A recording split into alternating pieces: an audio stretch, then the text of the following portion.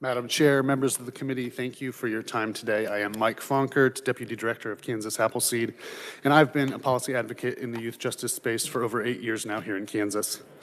Let me begin by saying we have a bill here where the Department of Corrections, the Community Corrections Officers Association, who supervises kids on probation, and the Juvenile Justice Oversight Committee, which was created by you all, the legislature, to monitor and recommend changes to the youth justice system, have all shown up not in favor of this bill.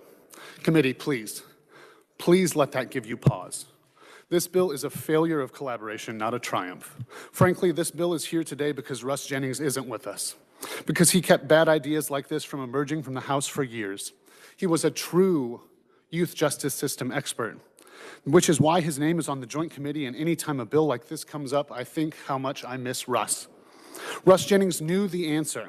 The data has been clear for a long time. The answer to the youth justice system and the foster care system, frankly, is excellent individualized care. That doesn't mean group homes. Group homes and congregate care facilities have long been hotbeds for abuse in our state. Our own experience with group homes over the years produced dismal results in our fair share of abuse. But this bill has so much more in it.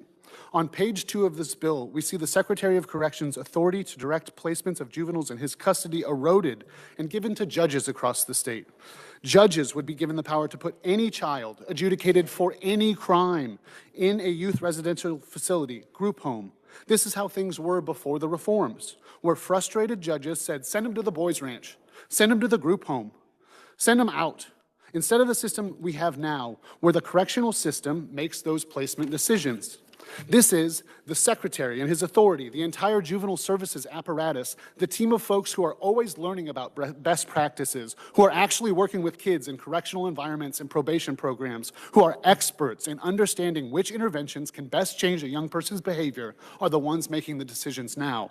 If you advance this legislation without striking the authority for judges to dictate placements in what youth residential facilities, you will be ushering in a wave of unnecessary and counterproductive out-of-home placements for Kansas kids. And more troubling, that authority isn't even needed.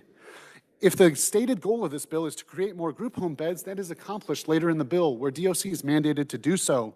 This authority goes well beyond that, seemingly in an effort to ensure that those beds are filled. From there, page 3, treating possession and use of a gun as the same thing is certainly aggressive, but it's certainly not fair. A lot of gray area situations will exist where kids that did not do anything dangerous with a gun are treated the same as kids that did.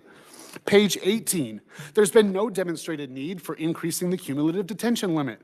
There is no data to show the need for this change. No one even discussed it in the House hearing. And if they discussed it in this hearing, I missed it. Certainly no depth. Page 18, inclusion of a bed limit is significant, but we should be shooting for 5 kids per facility, not 15. 35 is too many beds to jump to right away. Page 23, using up the evidence-based fund is a mistake. It will be costly for the state. Page 27, overrides. Courts already have the discretion to do this. But very important here, the new language only allows the judge to put a child in jail. Existing override language allows the judge to put them in a short-term shelter, community-based alternative to detention, or a youth jail. 1 minute remaining. Do you know what a reasonable proposal would be here, committee? Maybe, mandate DOC creates 10 beds, no more than 5 beds per facility, sunset it in 2 years, check in after 1, see how it's going. After 2, see if there's evidence that it's working. Importantly, the authority to create group homes is already in state law, so no law is actually needed. Maybe bump the gun crimes, tinker with the possession. There has to be a better way than what is in this law now. Fund enhanced gun programming for communities that want it and need it. Kick everything else back to a roundtable of the stakeholders that showed up to talk about this bill. See if they have any merit. If they do, find language that we can actually all agree on. This is my challenge to you. Please, work with us. Work with Brenna on my team. We can bring people together, we can find solutions to these issues, and we can create great policy if we work together. Thank you.